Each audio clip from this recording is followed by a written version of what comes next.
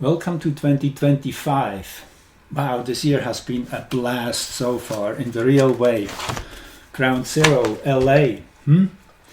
Let's look at the chart of Mars going back into Cancer.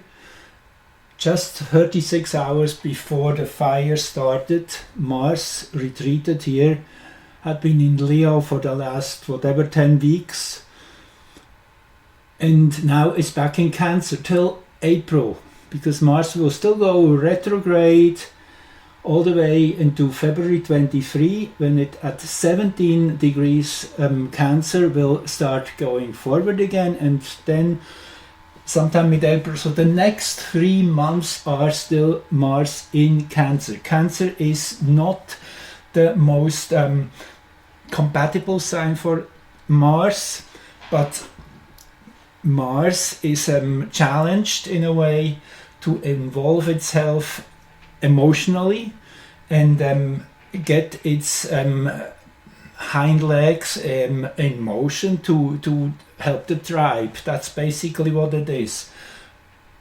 Cancer is home, family, motherland, whatever, everything which has to do with your roots, your ancestors, your history.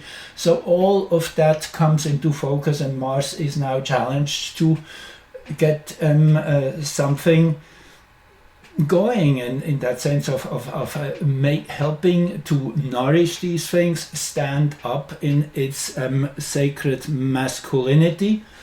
That's basically what Mars is. It's the masculine power. I guess it's very obvious, versus Venus, the Venusian, the feminine power. And I guess how many planets there are representing genders, I leave that question to answer to you.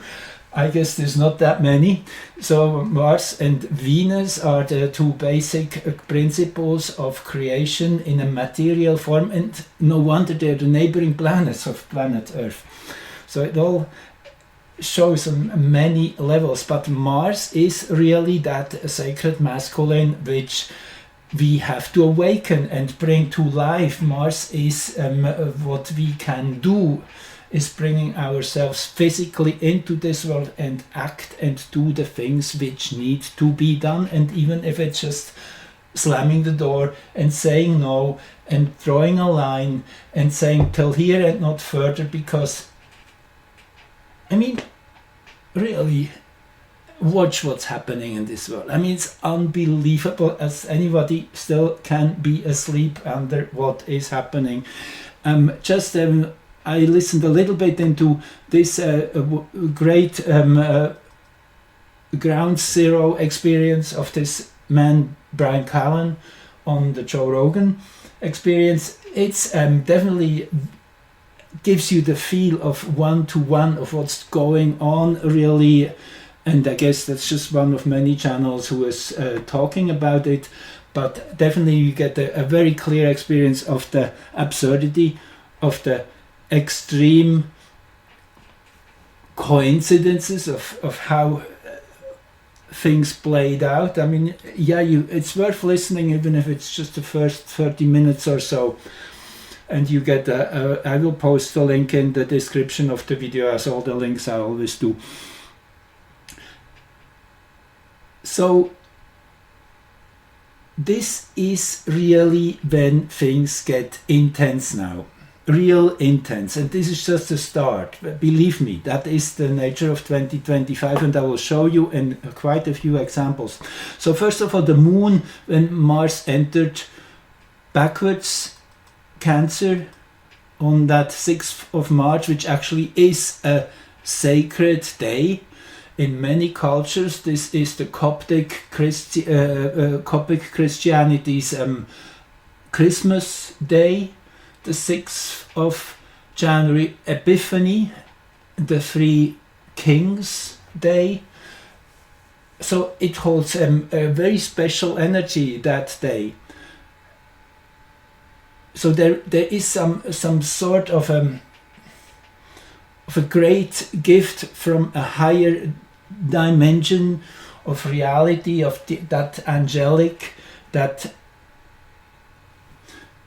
pure dimension of love, of care, of giving and celebrating all of that.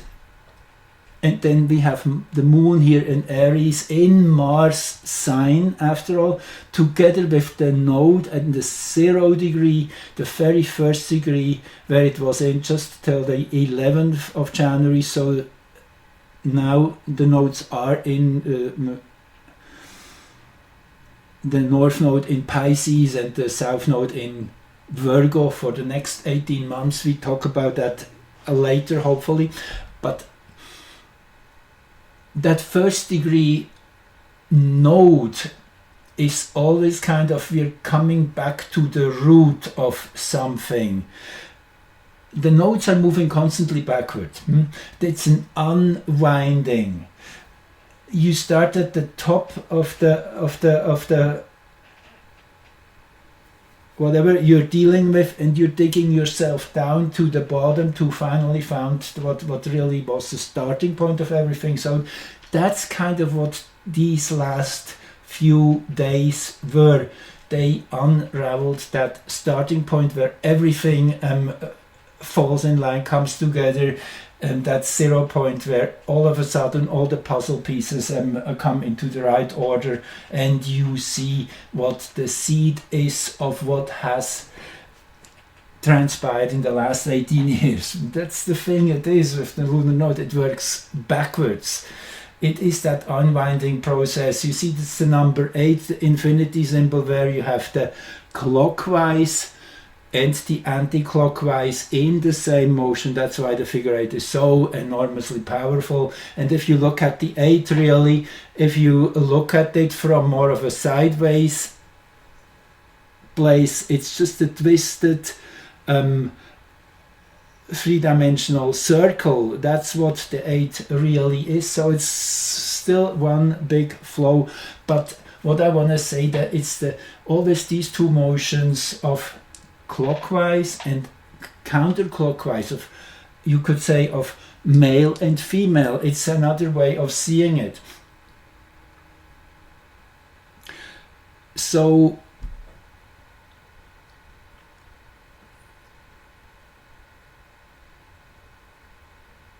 the moon is in the same place where on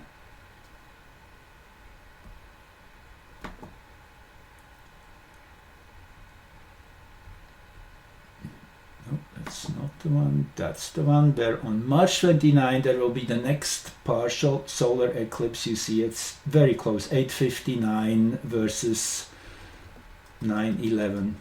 And also in that degree,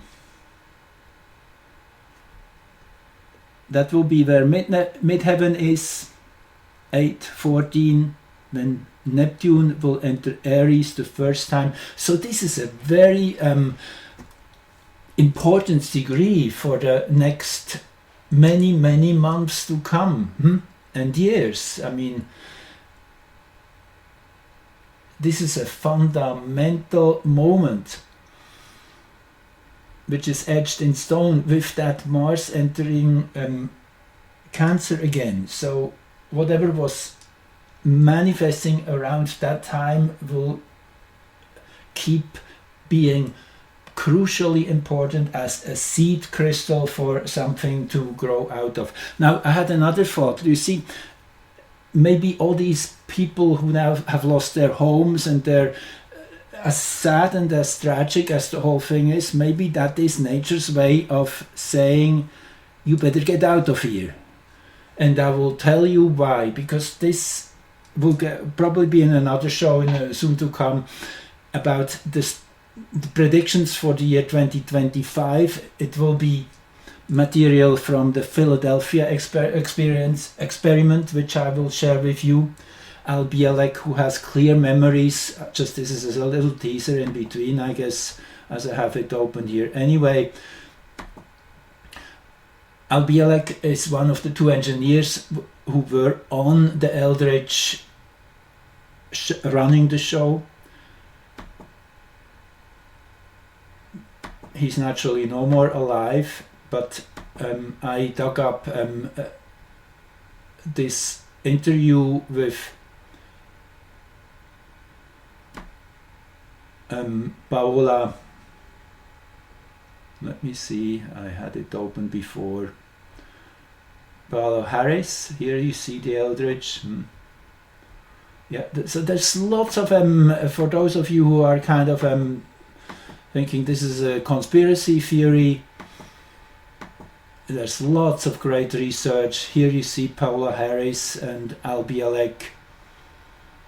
Anyway, this is still to come. He has memories coming back from the year 2137, where he saw big color TVs on the wall of the hospital bed where he recovered with his brother together from those radiation burns they have obtained as they were jumping out of the electromagnetic bubble, which they immediately realized something had gone haywire. These equipments really tore the time-space continuum apart, and many of the sailors, when finally came back 4 hours later, were embedded in the bulkhead of the structures, and some were on flame. All these people pretty much were done.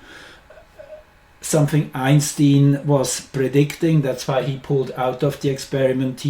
Albert Einstein was involved in this, as was Nikola Tesla.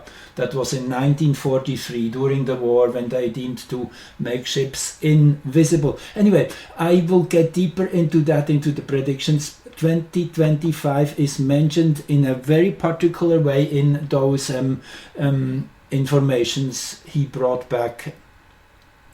So yes, this may be a way to tell these people, please get out. We are setting signs, something of much greater magnitude, which you will have no chance to survive, might happen not too far in the future. And then there's this other prediction of Edgar Cayce, who said there were 4 major geophysical events which would come in sequence. The first would be a magnitude 7 and bigger earthquake near Japan. That has just happened on the 13th, was a 6.8. Yes, it's a little below, but it definitely has the potential to be that first event. And then there's within 2 to 6 weeks would be another one in either the Indian Ocean or the Pacific. The third bigger event would be in South America, and the fourth would be the west coast of North America. So yesterday night I stumbled, as I was doing more research and preparing for the show, I really stumbled about an amazing synchronicity, and I'm just jumping there now because I mean, yeah, let's really start from the rear end here today. So this is what I found. Let's go back to this one. Okay, this is when on 28th of May heliocentric Mars and Saturn will have an opposition. The one and only opposition, naturally, as Mars always moves forward. All planets in the heliocentric constantly move direct. That's the big difference. So Mars opposing Saturn. This is for Greenwich, again the global fractal. And what jumped into my eye was that ascendant of 2645 Cancer. That is exactly where Mars is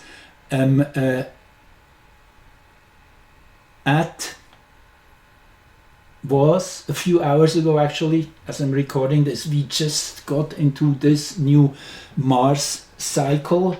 Mars takes about 28 months his stance.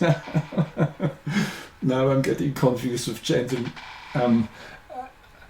pronouns too. Anyway, so 28 months it takes for Mars to make one round. So we just really had the seed experience of these next 28 months, and on this point I want to just share something with you which really makes sense, which I just saw one of my friends, Mark Harris, posted a post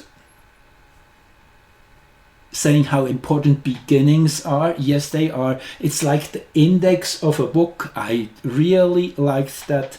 The table of contents. Before you get really to read the story, you get the kind of the short description of the chapters. You know already kind of where things are going, and it has just to still be worked out in detail, but that's the title page. That's where you get the main conclusion of the story in one sentence. One could say. So this chart is the seed for the next 28 months. Super important. Mars 2612, and that is where the ascendant will be. That energy will be really brought into the crosshair, if you could say. That is the ascendant. That is where heaven and earth meet, where the heaven grows out of the earth. That's the visual experience. You're watching how the stars rise in the east, how the sun rises, the moon rises. This is a most powerful point. That's why, I mean, we all know how strong the ascendant shows in our personal chart. It is the way we interact with reality. So that Mars energy is building up to that May 28, and that will really be the breakthrough. That will be the break of the dam in many ways. And you see Neptune 0001 in Aries. That's the heliocentric chart. Yes, in geocentric, Neptune already enters for the first time into Aries on March the 30th. But the heliocentric is the basic energy, and then it is kind of the music. I like to call it the celestial music, and then the geocentric is how we dance to this music, what we make out of it, how we bring it down into the physical reality. That's a geocentric. So, but on the energetic level, we have that Mars-Saturn opposition. Just on the heels of Neptune entering Aries. This in itself, I mean, shows an enormous amount of, gives an enormous amount of importance to this.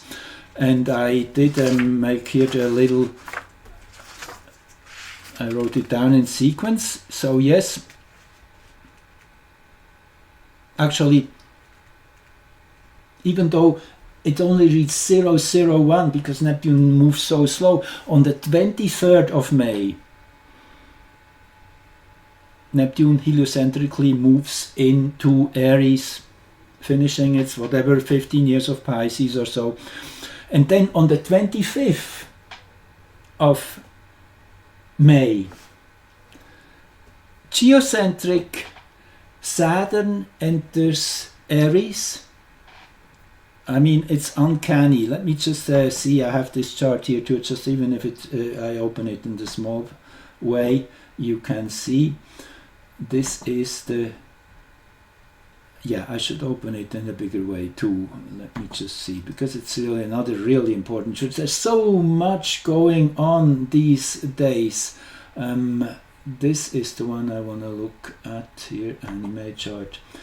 It's so, I mean, it's such an such a build-up we have seen in the last few years. In 2025 really breaks all the records.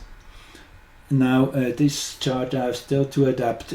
When I do this animation, always the time zone changes for some reason. This I calculate in universal time, and now the program, this is new, I don't like it. So we have to go 1 hour ahead, no backwards, so no ahead, okay, to be in sync with this chart here. See, that's calculated for universal time. Saturn 00 Aries, that is the geocentric, that is how we pick that energy up and make it real. So it is interesting that they just kind of are doing the opposite, while Neptune, no, they're both doing the same thing. I guess it is just Neptune entered Aries already March 30th, and now on May the 23rd, pulling up also in the heliocentric. The same with Saturn. Saturn also in its expression and its how the energy comes through already is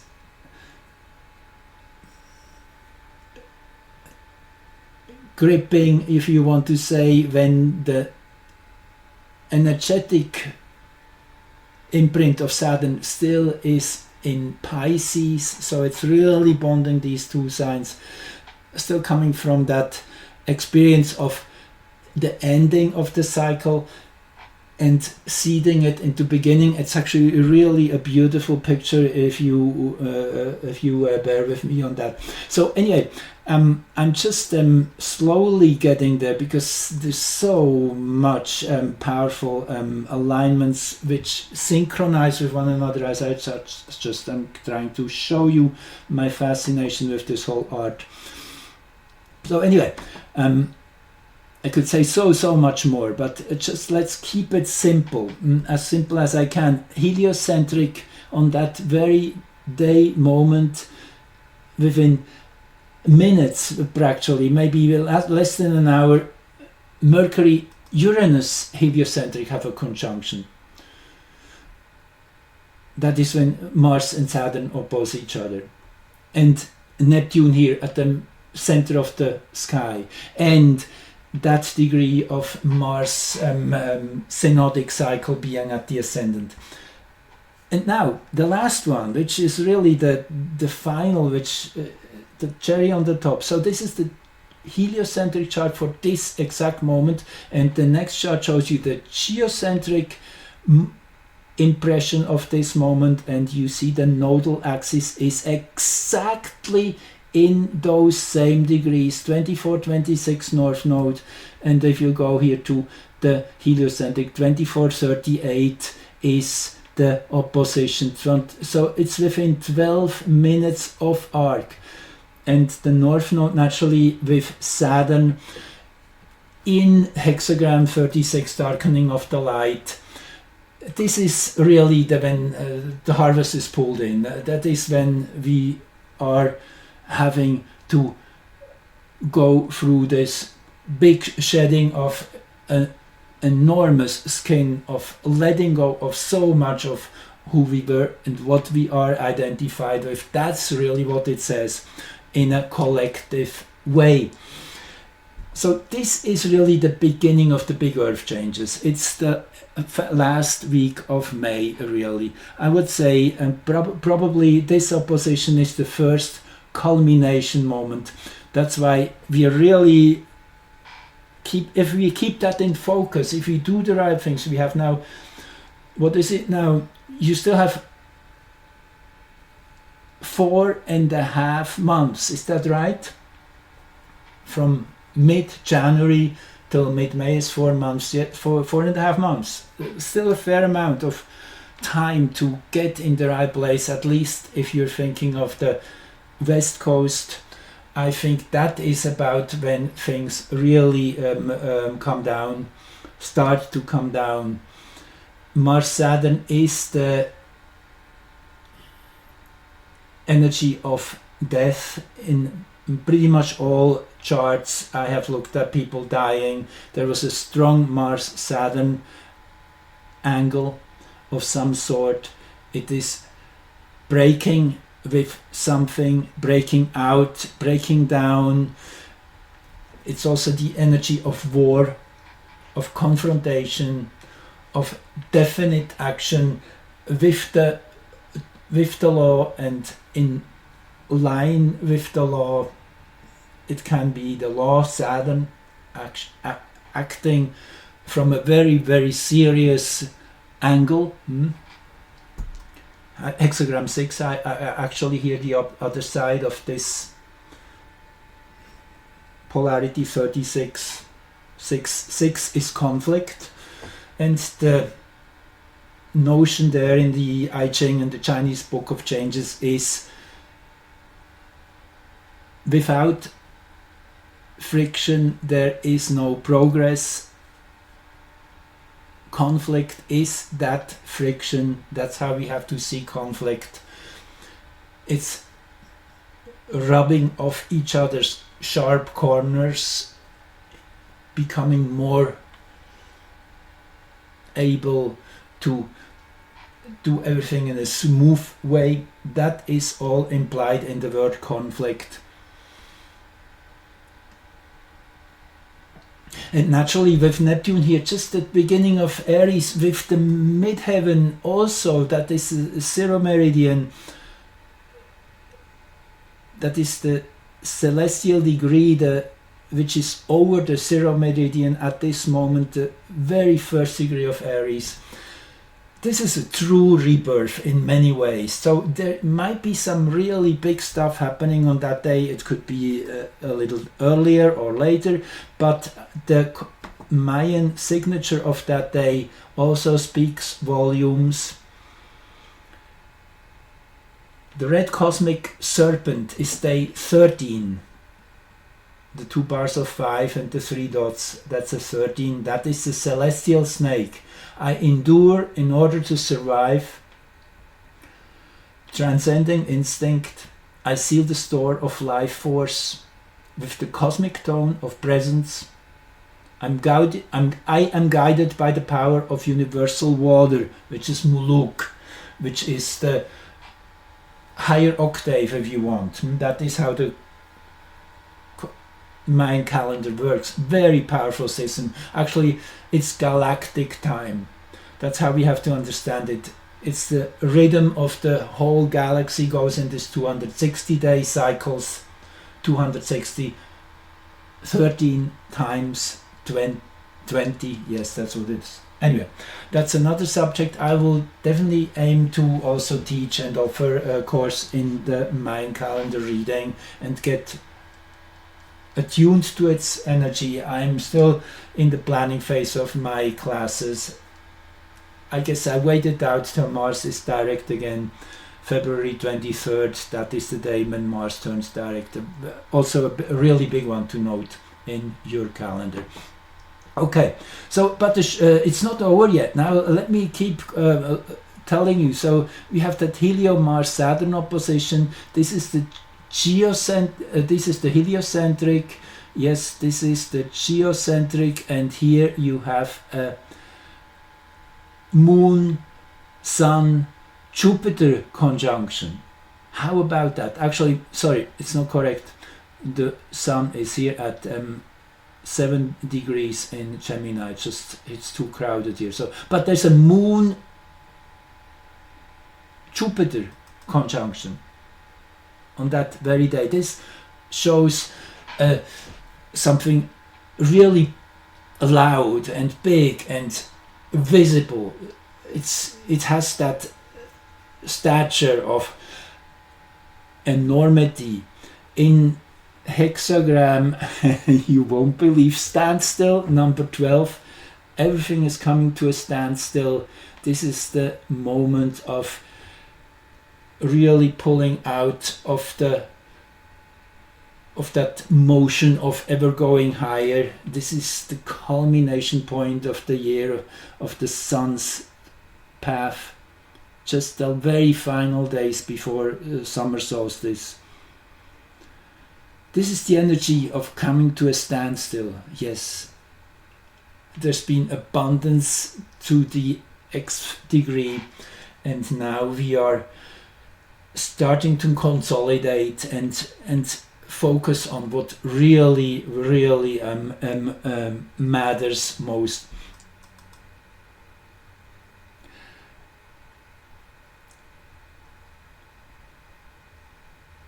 The black moon here, just to mention the black moon here, which is definitely a critical factor in and should be strongly placed in an environment of the category I'm talking about. And sure enough, there's this element with Vesta alone, Vesta, which is service to the higher reality, if you want, or as Paul Selig calls it, the upper room. It is where we come from a place of dignity, of service, of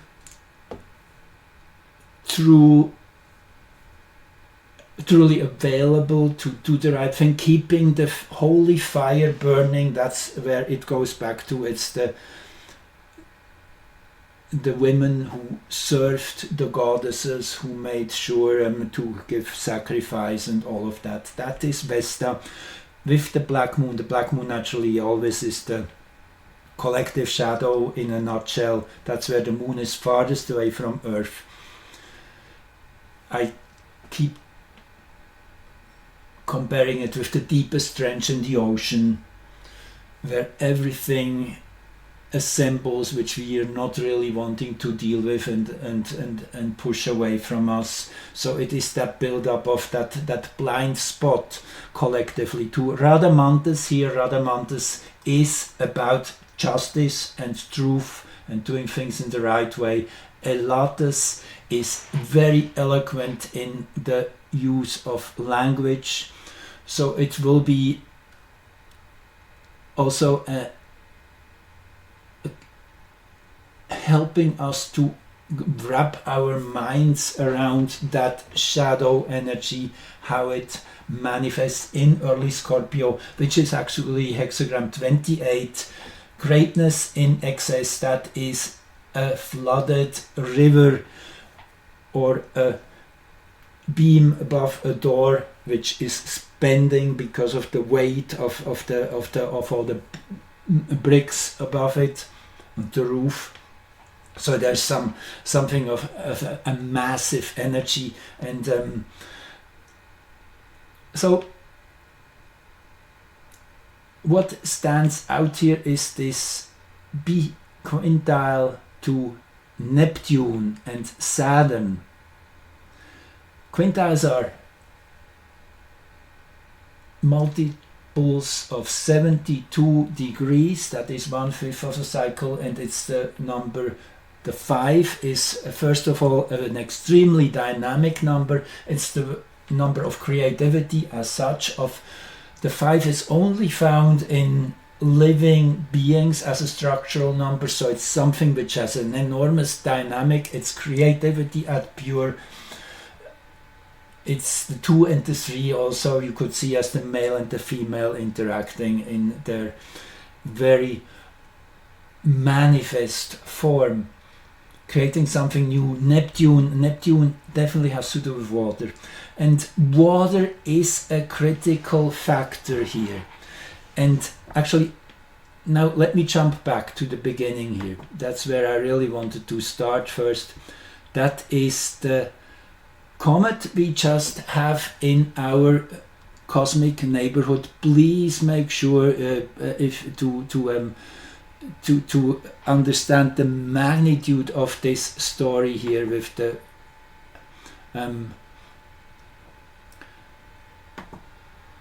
with this comet. So this is footage just taken today in Tucson, short after sunset. In the next few days, when you have clear skies, make a point to go and watch the western horizon. It's as bright as Venus right now. So Venus, being the evening star, is probably about 45 degrees higher up there now. So this comets as such are harbingers. Whenever something extraordinary happens historically, comets have been related to that, and in years with big comets there's always big global events. So the comets astrology naturally is super important, and that's just where we are getting. For one more place I want to show you, I will post a link here too, is where you could see the comet diving through that very narrow field, SOHO, that is the solar observatory, constantly focuses on the sun.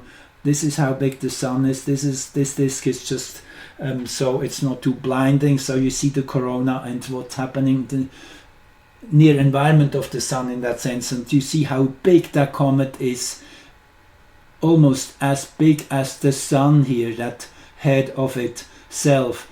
Naturally, there's lots of material which has been spewed off. Actually, it survived.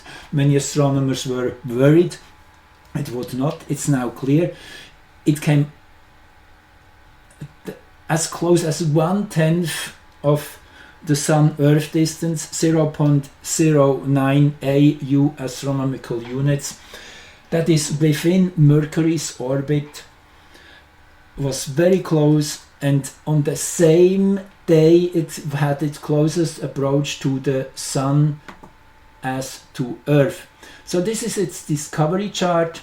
What stands out here most of all is this, that was only a few days prior to the big eclipse in April 2024, which I had the great cosmic gift of experiencing it at its ground zero place, where it entered the North American continent in Mazatlan, Mexico.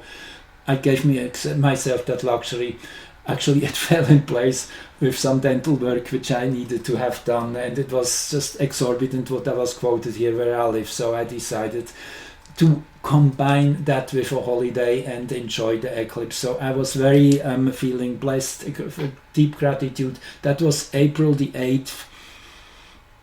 I did some recordings there too, and these are still very valid, as all my recordings from the archive is still very valid. I always speak about the bigger perspective. It's never just about that moment.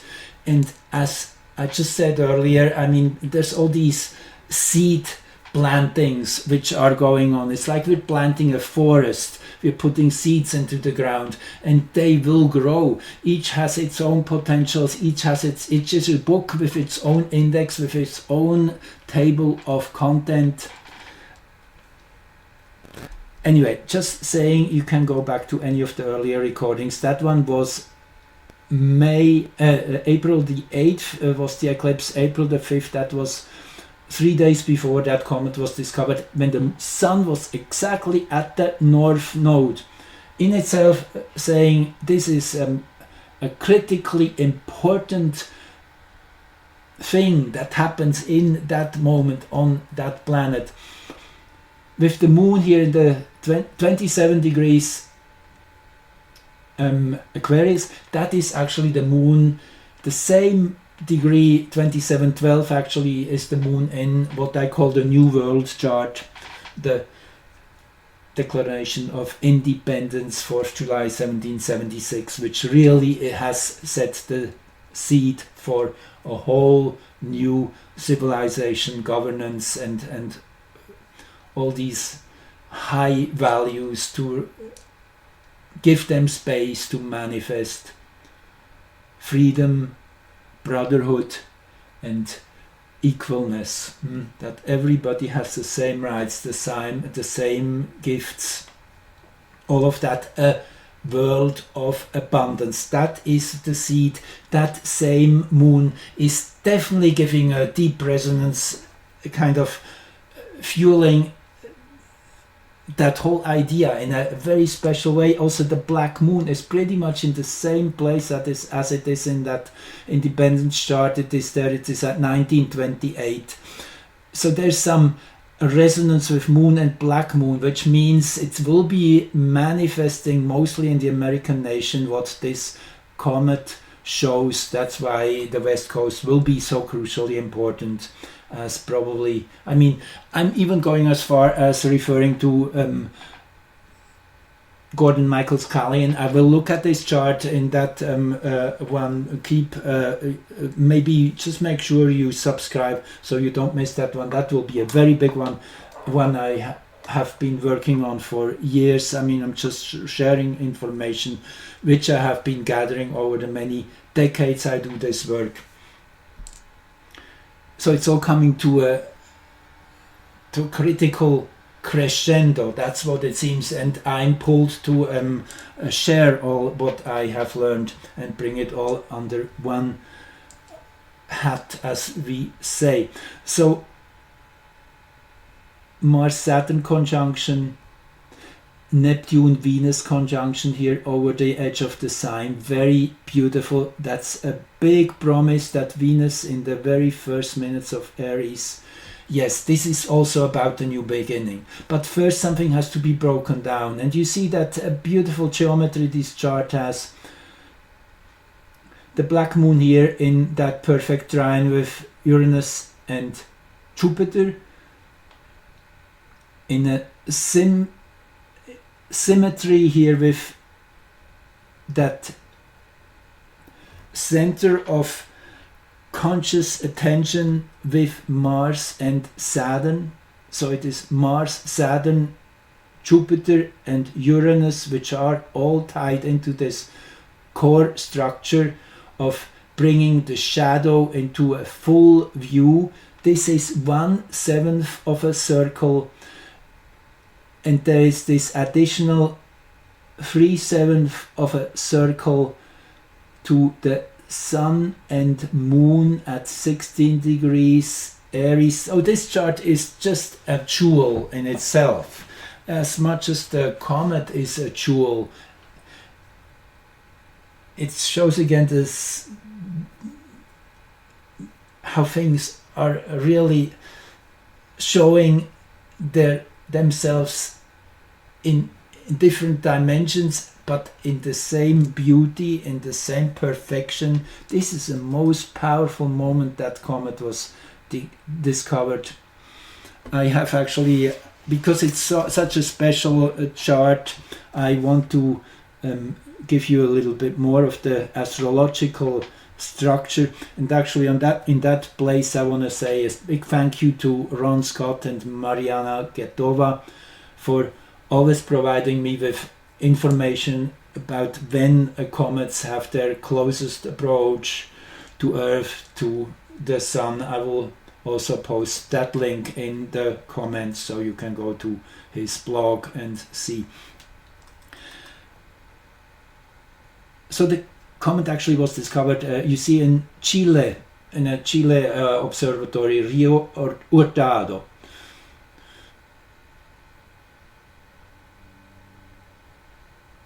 Okay, let me see what I have here in store for you. This is the midpoint tree. No, it's is it this one? Yep, that's the one. Okay, let's make it a little bit bigger. So this is from my Solar Fire program. I just did do this midpoint tree for Neptune here. So if you put Neptune at the center, it just gives you a little picture. This is just one of many examples. Neptune is exactly between Mars and the Sun. That shows Neptune at the center. So it is that male energy which is actually in a perfect trine with the midheaven at the second house cusp. That's a very much a place of manifestation, Taurus energy, making it real. Mars in the second house and with Taurus at the fourth house cusp. This is about making nails with heads, as we say in Germans. Bring it on. That's what it is. With the Sun, yes, this is manifesting Neptune in a very, very big way. And Mars and the North Node, naturally the same thing, because the North Node is in the same place as the Sun. Within only 5 seconds of arc, you see how exact these are. 5 minutes of arc, sorry. Neptune is at the exact midpoint between ascendant and fourth house cusp. Now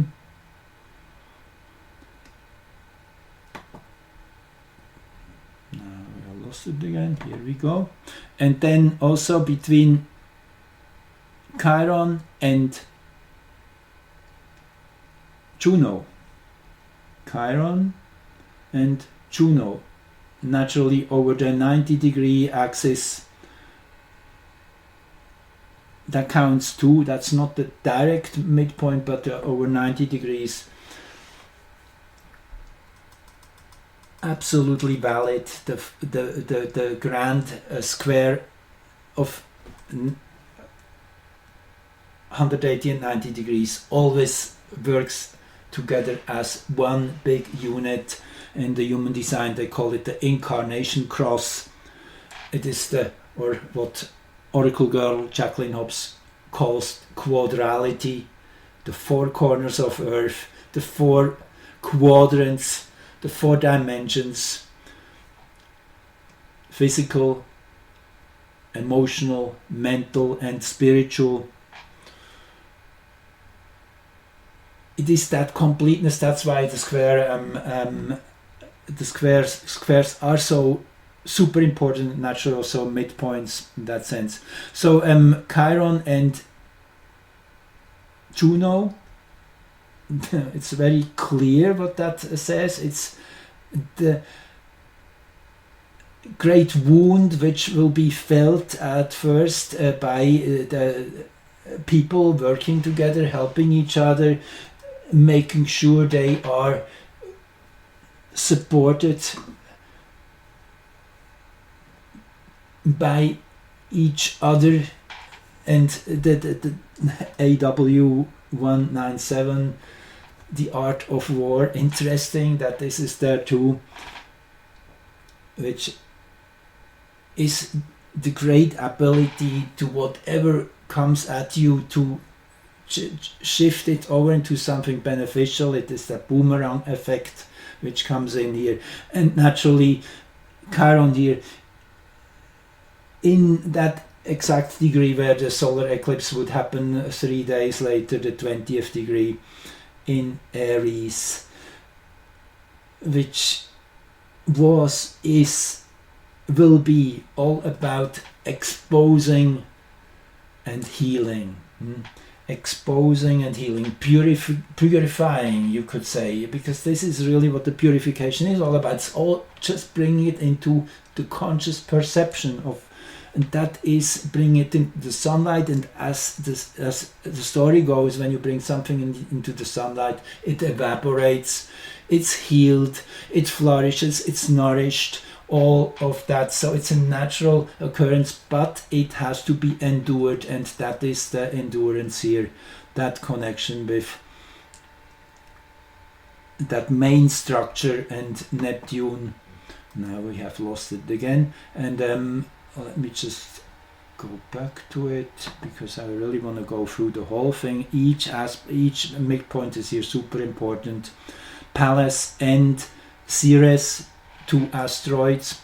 Let's find them again. About over 90 degree that will be Pallas, and where is Miss Ceres here? Pallas and Ceres.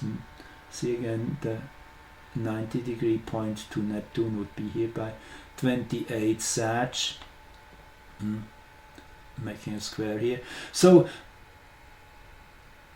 these Pallas always is perfection and intelligence at its utmost, excellence. It's a mental energy of having everything in the right place. Art and science are ruled and by Pallas. And Ceres is the earth goddess. She is the one who is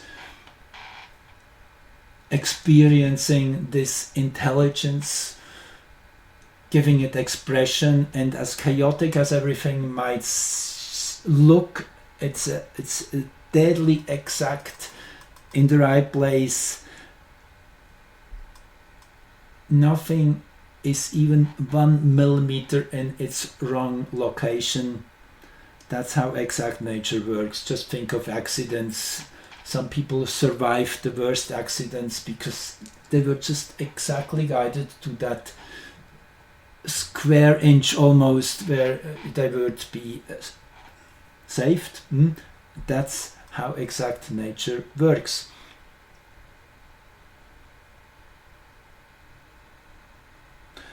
And then the Uranus and the equatorial point, that's the equatorial ascendant. I mean, you can't make these things up. It gives the story away. This is about a big manifestation of Neptunian energy.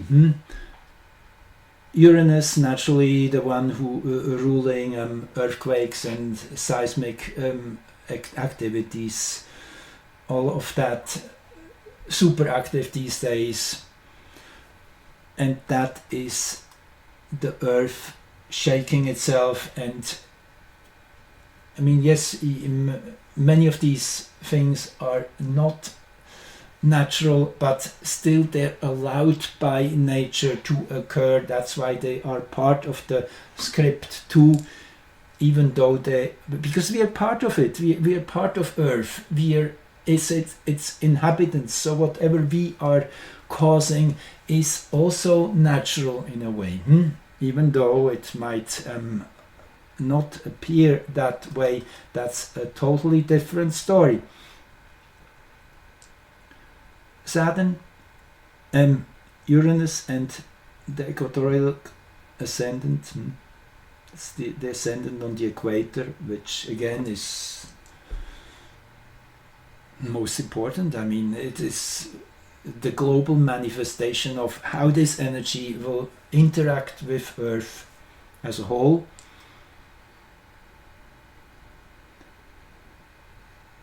Part of Fortune and Vesta. This is again a direct contact. Part of Fortune is up here, and Vesta is here. The midpoint being here at 28 Libra. Okay, so what is this adding to the cake? Again, this is the dedication to do the right thing in early Cancer.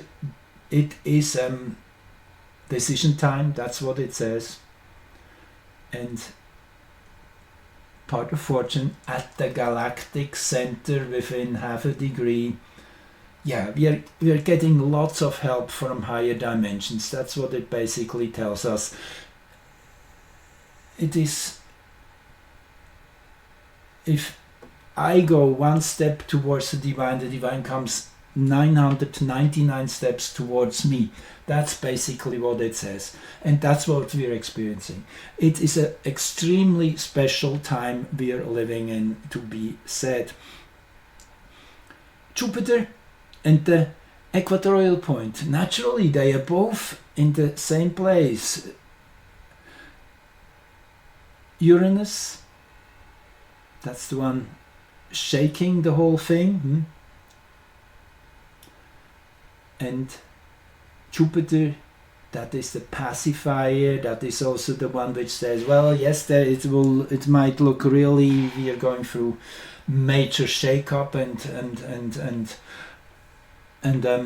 defragmentation, because that's the hexagram. Uranus is in just 23, splitting apart, defragmenting. It's the roof that is caving in. And interestingly enough, it is also what's the word there again to say it right? Assimilation. It is actually also linking to nature's great ability to break things apart, for example in our digestive system, to break the food apart into its nutrients and then bring every of these aspects of these parts into the right place. So that is also a way of seeing it. First, everything has to be disassembled, defragmented. And anyway, so that's this story, and this is just one angle of it. There's much more going on this chart. For example, if we look at the Sun as a center point, then yes, it's the black moon and the midheaven which are in focus, but also Mars and Uranus Mars and Uranus are flanking the Sun very perfectly. If you focus on the black moon, which actually is in the 8th house, this is a very dark place to go through. This is the dark night of the soul in many ways for our planet. But it is also, if we go through that door, we will get into the light. There is this big promise, Jupiter, Uranus, and the moon here in Aquarius, the ascendant in Aquarius. Haven't really mentioned that one yet with Chariklo, Chiron's wife, all about, this is the midwife energy, compassion, holding hands, being there for one another, giving each other the necessary support, very much linking in with the Juno energy. Actually, it is even more just really from the heart. Chariklo is the one caring for the hero, giving it its food and shelter. That's what wives do to their hero men. They keep them alive, they give them the substance, and in that sense it's the female, the woman, a representative of earth, of the feminine principle of nourishing. Very, very beautiful also Moon and Pluto here flanking that ascendant mid Aquarius hexagram 13. That is community, yes. Working together, that is sitting around a campfire. That is the image of that part of the zodiac in that sense, if you overlay the 64 hexagrams of the I Ching as taught by the Human Design System. Again, links to more information under the video. Anyway, I could keep going, but I want to really just focus on now another few charts which I have lined up. So this is now when the comet was, okay, that is, okay, what are we seeing here? What bear with me. This is,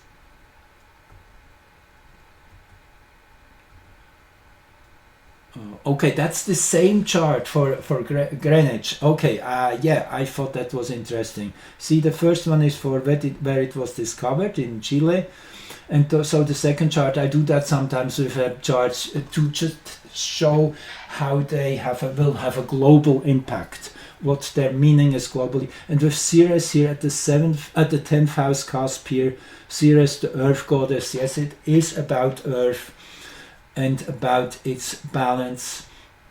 And now bear with me, I just wanted, again, you can take screenshots, stop the video if you want to save these charts, or even just copy time and date if you want to look at them in your own way. Please do so. I'm really looking forward always to have comments and questions under the video if you wish to do that, and to get the community a bit more involved. I would love doing that. Okay, now we're getting into the perihelion. That was on January the 13th, 10:23 a.m. Universal Time or Greenwich Mean Time, when the comet was closest to the Sun. And I have this one here too. Let me see, I thought I had this one here too. No, I guess that got erased. Anyway, it doesn't matter. I wanted to show you the astronomical picture, but I don't want to search for it right now. But let's just stay with the most important things. This is that moment when the Sun is visited by this comet which came in from the deep space. They're not even sure if this was its first visit. It could be 150,000 years. That's the next best guess. So it's very close to a hyperbolic curve, and it's actually still in question. But it could be that it came back from a 150,000 year orbit, or came the first time ever from interstellar space, a messenger bringing in new information, seeding this solar system with something from far away. It's like a ship arriving from a faraway continent, having all these spices and foods and art, craft, and from that very, very different reality, seeding it with something totally new. And where do we have the moon? In the 18th degree of Cancer. Let me just go back one chart. That's where the discovery chart for the zero meridian leads. So you see there's so much coincidences here. Then this was anyway short before a full moon. You see that was on the 13th, 12 hours before full moon. And now look at this, 10:23 a.m. and 10:22 p.m. 12 hours, exactly 12 hours later. That is uncanny. That shows that this comet is really deeply attuned to Earth's rhythms. That's what I would say. On the same day, within 12 hours, that's really, really extremely rare. Most of the times, the dates between its closest approach to the Sun and its closest approach to Earth are weeks or at least days apart. And then, with the same axis, you see 29 something, that's the 30th degree of all the four mutual signs. That is the final degree of a season. That is bringing something to an absolute high point in its expression, most refined and ready for change. That is what the last degrees are naturally as we go into the first degree. Now watch this. This is now when the comet was closest to Earth, perigee, versus perihelion. Helion meaning sun, Helios. Perigee is closest to Earth. 12 hours later, 5 minutes prior to full moon. With the last degree axis is here exactly same as here. You see 29, 29. Actually here the ascendant is a little bit different. Guess whom is on the ascendant? Neptune. I guess you can't really oversee the message. This is announcing Neptune's climax in the sign Pisces, which is its final few months till March the 30th. Neptune has been in Pisces since 2011, 2012. So this is a culmination, and it so happens that now the nodes are in Pisces too. Nodes naturally are the evolutionary direction we're on as a collective for these next 18 months. And the last 18 months on that node were with the node in Aries, Mars, having been the ruler of our direction, and Venus was the one we had, we were kind of having as our biggest assets, so to see. That is what the South Node is. So it was all about action and getting things done and being on the point and pushing. Now things have changed into the Piscean dream, vision, imagining, dreaming a new world into existence. And in this chart here with Venus in Pisces, which actually is the case, Well, yes, this is now. I'm getting confused here for a second. Yes, in the discovery chart we had Venus in the first degree of Aries. You see, it's almost a Venus cycle since the comet was discovered last April. Anyway, we're getting close. But what I want to say is with Neptune on the ascendant, this is big.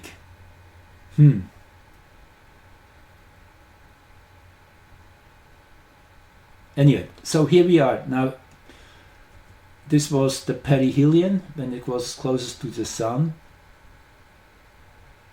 In hexagram 36, by the way, again, darkening of the light with the ascendant, which actually is where the North Node and Neptune will meet on February the 7th at 2809. That is in the very last minutes of hexagram 38, which shifts over into hexagram 25, innocence at 2815. Again, more information you can get from the link underneath. So Neptune and the North Node, naturally the North Node moves backwards, Neptune forward. They meet on February the 7th, and it will be the exact same geometry as I showed you in the last video, as was on winter solstice. Everywhere on the whole planet there will be the same degrees at the ascendant and in midheaven and on all house cusps. So this by itself showed from another level that Neptune is of prime importance in our present time. And Neptune, as I say, also means lots of water, particularly in Pisces. With Mars and Uranus and all that together, you can paint the picture where I'm going to think of Gordon Michael Scallion, which I will be more getting deeper in my future video. Okay, now let's move on. This is the perigee again 12 hours later with the same axis, final degrees.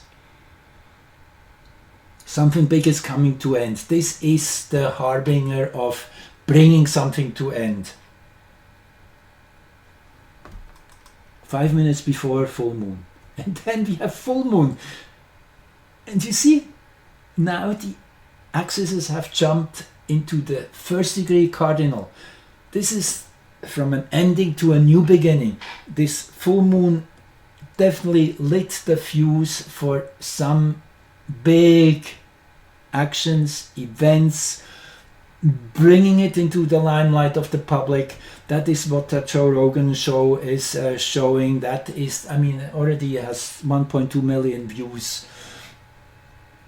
You don't have to really watch it if you don't like. I mean, it's just gives you first-hand information which you can't get from anywhere else than from someone who has been living there and has direct experience, has met people in person, and so on, so forth, involved in local politics and all of the above. So, Cancer full moon. Cancer, that is the moon's sign. This is the first full moon of the year. Super important with Mars in conjunction, actually, and that is now the next one. You see, this is really epic. January 13th, 1026 full moon. And well, I'm jumping back here for a moment. I will skip this one for now. I might go back to it, but next we have what's called a lunar occultation, 3:48 a.m. Mars went behind the moon for about 1 hour, and you could have watched that in various locations. Here, this is the website which shows you where it was visible. January the 14th, that was yesterday night. I missed it. I I guess I was just too busy preparing for this one. Anyway, we really don't have to see it. This is always the biggest luxury, to be able to see a celestial phenomenon. That's why I'm so much suggesting you should make a point, maybe even set the clock for around sunset. You can look up on Google when the local sunset is in your area, and go to a place where the horizon towards the setting sun is open, and just be there for the half hour after sunset, and you will see the comet. I promise you, will be really a thrilling thing. I will myself do exactly what I say, because as I haven't done it yet. I guess it was clouded tonight. Anyway, tomorrow. Anyway, so this was about the Mars occultation. So Mars occultations are not that common. They're only happening roughly about 3-4 times every 2 years. Mars coming into the path of the moon and getting occulted. That means moving behind the moon for some areas on the planet, as the moon is relatively small compared to Earth. But what an occultation is, it's a very deep imprint of the Martian energy into Earth's auric field, you could say. And the moon has a lot to do with nature, with nature's cycles, the tides, and the natural rhythms. And when Mars is grounding through the moon, kind of sending its emanations through the moon to Earth, means it's kind of, the moon is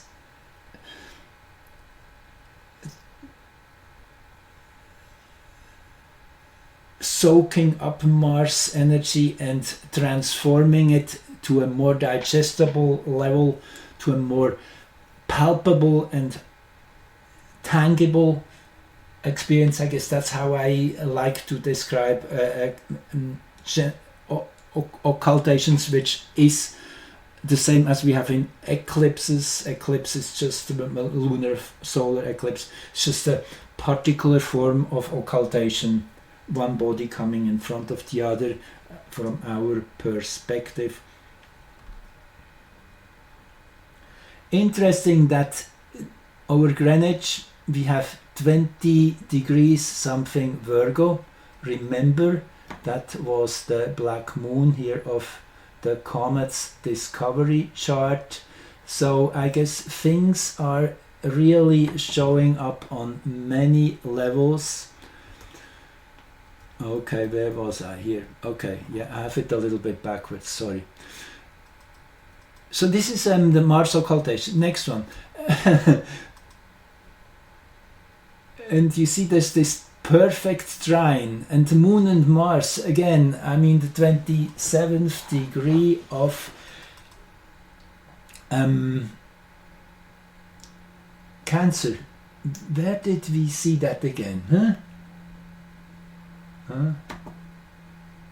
Where did we see that again? 26th degree of Cancer. Let me see. Now I'm getting lost in my charts. Sorry. Here we go. That's the one I'm aiming at. May 28th. That's where the lunar eclipse was. The Mars occultation was. Sorry. It's just too exciting sometimes. I'm having a hard time staying focused here too. Anyway, so let me see, where were we last? So this is the Mars occultation, and then tomorrow, actually now in my time zone, this already happened. And I guess it's happened everywhere already. It's just here it's still the 15th. Mars synodic cycle, 26th something, as I showed you before. I do like this a lot. Jupiter conjunct the part of fortune. Part of fortune is generally where things fall easy in place. And with Jupiter there in hexagram 35 progress, which actually resonates with where Neptune is, which is hexagram 36, 36 and 35, darkening of the light, crisis is leading to or harmoniously working together with progress, or progress through crisis, you could call it. And there, this is Neptune and Jupiter, which are activating these two hexagrams for a whole 4 months. I made another video, you really should watch that if you haven't yet. So it shows you on yet another level that this crisis we're going through is really leading towards major breakthroughs, major progress. The moon here in Leo, beautiful. Or the synodic. Mars in a sextile with the black moon. Things are coming into balance. We can understand the dark principle at work, and it becomes an integration. Actually, when moon and the black moon are in a harmonious aspects, it's almost like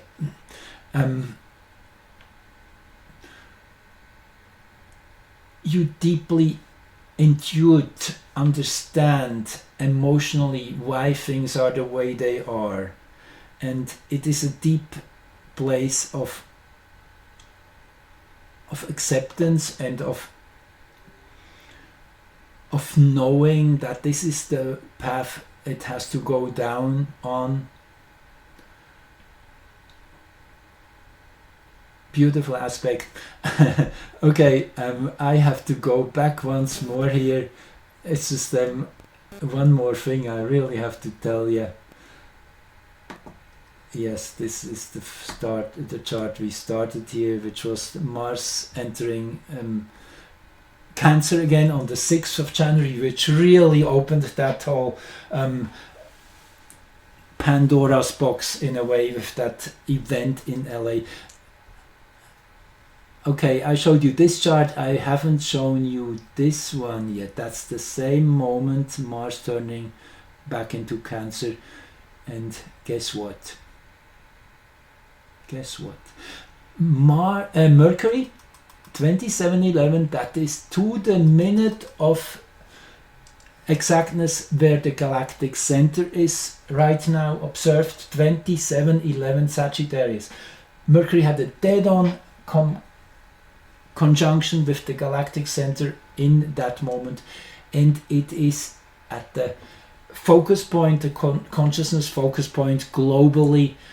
Through that whole time, Mars is back in Cancer. As I say, this goes into April. In terms of Mars performance, Mars, the planet, that energy of planet Mars imprint we will see on this planet over the next 3 months. Mercury is, this is a big awakening. This is bringing light. This is the eureka, the breakthrough.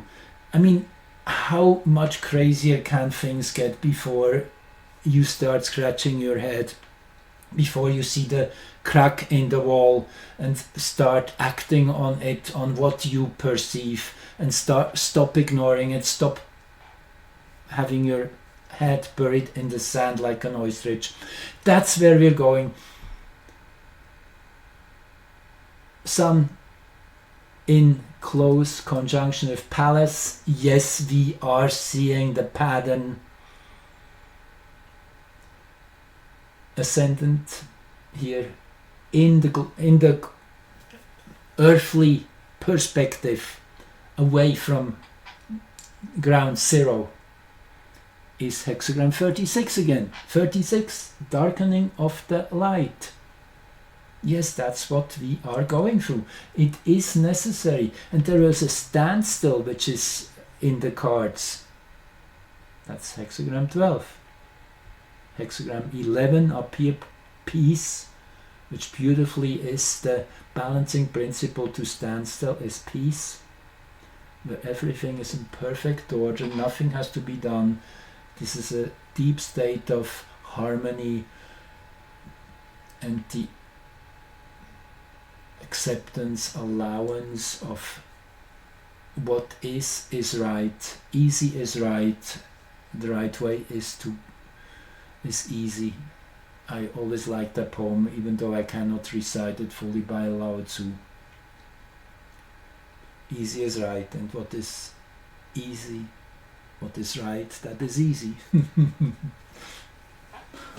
Anyway, you can look that one up.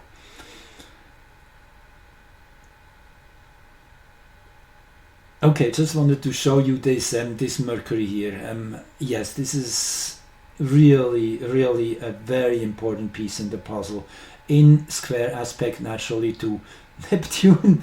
How could it be? And the equatorial point is here too, so Neptune is here at the equator. This is a very pronounced aspect, and naturally it can mean deception on the highest levels. That's a square too, but it also means the transcendence of all of that, and the see-through and the collision of the two principles. That's also what a square aspect is. And in that car wreck, something is like resurrected, you could say, the phoenix giving birth out of that catastrophe in a way. That's exactly another aspect of the angels burning Los Angeles. I found that really deeply meaningful too. Los Angeles, which is Spanish for the angels on fire. You can see the double meaning in that too.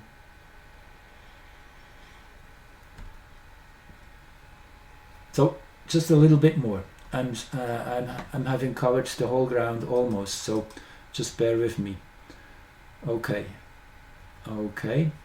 So yes, a few days earlier, I really want to quickly come back to that one too, because it's another important chess piece of what's going on, is when the nodes changed signs from Aries to Pisces, the north node here, cutting into 29, 59, 59, down to the second. That is the chart.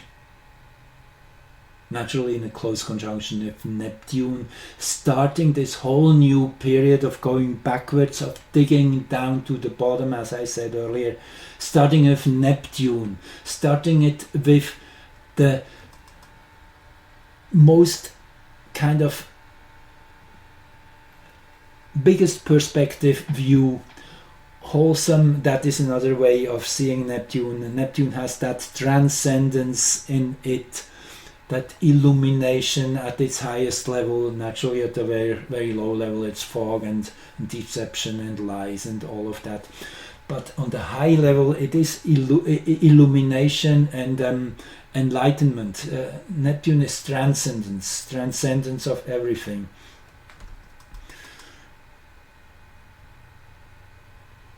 But even more so, the moon here opposite the galactic center again, 2653 versus 2711. So the moon, what I said before, that most direct lens to the universe, the moon is really, it is assembling the energies and bringing them down, giving us the experience of the night sky, the moon traveling through the different places, linking up with different stars. The moon is really the first and foremost to go to in terms of connecting with the cosmos. So the moon is aligned with the galactic center. This is a very physical imprint the galactic center energy will have, which means that higher view, that higher vision of frequency, that universal understanding in the true sense of really expanding our limits out of the solar system into a all-inclusive place. That was the galactic center really is. Now, again, I could say many more things about that chart. Just want to point out the ascendant here. The 5th degree of Libra with Pherois rising. Pherois, that's the mother bear's instinct to care, to stand up for its pups, its cubs. That is the energy we are activating during these next 18 months. That is what is going to be expressed. Now watch this. When Mars turns direct on February 23rd, this degree, what has been here initiated, will be brought to the midheaven. Okay, that's when things really start to be assembled. As I said before, Mars retrograde always is a time of renovation, redoing everything. Actually, I wrote down a few words here which really resonate with Mars retrograde, which began on December the 8th, I guess, and goes into February 23rd for this whole 3 months. Redefine, reshape, reframe, redeemed, reclaimed, released, all of that, renovate, renew. Mars is under construction. Mars is in the shop to be overhauled, to be redefined, fueled, all of that. And when Mars will start go direct again, there will be an opposition of the Moon to Mars. How about that? Okay, Moon and Mars. Yes, this is what we saw before. That's the lunar occultation of yesterday's, which was also in that whole charts of these comet approaches to Sun and Earth, Moon and Mars, as you remember. Moon and Mars here. That's the discovery chart here. Also, they're almost within reach of each other. At least if you look at the sky, you definitely can see them close together. And here, that was the perihelion, and then the perigee when it was closest to Earth. Yes, Moon and Mars, they definitely are an important feature here. So that's why that Mars station will be crucially important, turning us in a new direction. Here it is again. Again, that 5th degree of Libra. Now, to end the show here, I just want to read you that degree, because this is deeply meaningful again. As always, you can look up pretty much all degrees, they all make sense, but I don't have the time here to give you everything, all and everything. So I always encourage you to save these charts and look deeper into it, look deeper into whatever you wish to.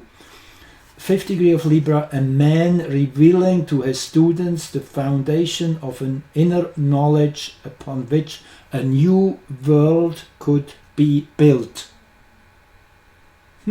Beautiful. I don't think I want to say more than that. I'll leave it at this. Mark a few dates which I mentioned on your calendar. Make notes if you wish, and please subscribe, like, and whatnot. Share if you feel like. Love you all. Thank you so much for being here and for holding the ground for all of us and spreading the good news that yes, it will get even more nasty in many ways, but it's absolutely worth it, every second of it. Thank you. See you soon.